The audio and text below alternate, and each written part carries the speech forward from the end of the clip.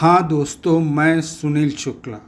आज मैं अपनी बात इस बात से शुरू कर रहा हूँ कि प्लास्टिक का उपयोग करने में भारत विश्व में नंबर 1 हो गया है। क्यों?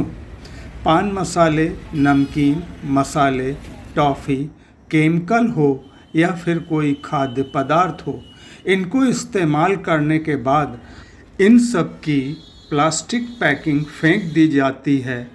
ज़्यादा तापमान में यही प्लास्टिक छोटे छोटे महीन टुकड़ों में खंडित हो जाती है, जिसे हम माइक्रो प्लास्टिक कह सकते हैं, जो ज़्यादातर नालियों के द्वारा जल स्रोत में जा मिलती है। अब स्थिति ज़्यादा भयावह है, क्योंकि यही प्लास्टिक के महीन टुकड़े अब हमारे दिमाग में पहुंच रहे हैं, जिसका आकार एक प्लास्टिक के चम्मच के बराबर हो सकता है। कहा जा रहा है कि एक क्रेडिट कार्ड के बराबर माइक्रो प्लास्टिक हम सब के शरीर में किसी न किसी रूप में पहुंच रहा है। स्थिति भयावह है। शोधकर्ताओं ने सलाह दी है कि प्लास्टिक का इस्तेमाल पूरी तरह से बंद करना होगा, और वैज्ञानिकों का कहना है कि दुनिया में प्लास्टिक पर आपातकाल लगाया जाए।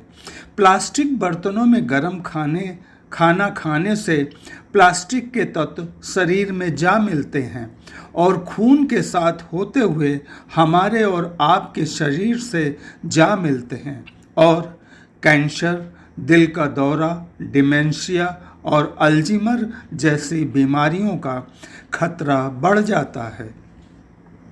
हमारे शरीर और दिमाग को खराब करते हैं और हम प्लास्टिक से हारते हुए नजर आते हैं।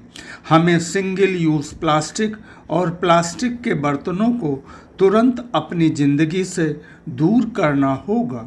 देर तो पहले ही हो चुकी है, कहीं जीने का रास्ता ना बंद हो जाए। अब साहब, दूसरा नज़ारा देखिए।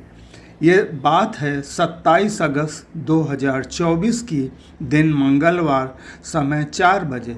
फर्टिलाइज़र कंपनी कानपुर के पास सड़क जो हाईवे से मिलती है, करीब 1 किलोमीटर तक प्लास्टिक पैकेजिंग की कतरन देखने को मिली, जो किसी या और प्लास्टिक कारखाने द्वारा फेंकी गई होगी। इस तरह के नज़ारे अक्सर देखने को मिलते हैं। प्लास्टिक का कचरा जलना अब ये आम बात हो गई है। प्लास्टिक जलकर डाइऑक्सिन नाम का केमिकल बनाता है, जो शरीर में पहुंचकर कैंसर को जन्म देता है। प्लास्टिक पैकेजिंग कंपनियों की जिम्मेदारी बनती है कि इस प्लास्टिक वेस्ट का समुचित निस्तारण करें और प्रशासन इन कंपनियों पर नकेल लगाए।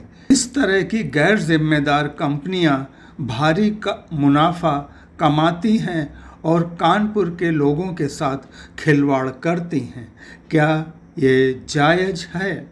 इस वीडियो को ज़्यादा से ज़्यादा लोगों के साथ शेयर करें और सब्सक्राइब करें और अपनी आवाज़ उठाएं।